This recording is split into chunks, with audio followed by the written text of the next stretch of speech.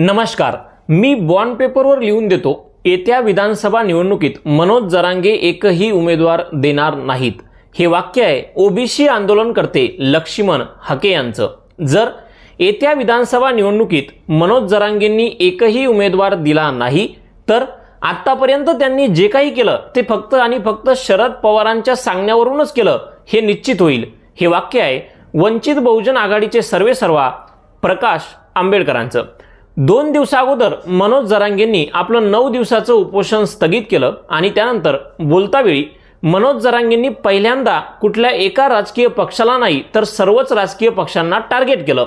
मनोज जरांगे म्हणले की मराठ्यांचं कुणालाही काहीही घेणं देणं नाही, कोणीही मराठ्यांना आरक्षण देणार नाही.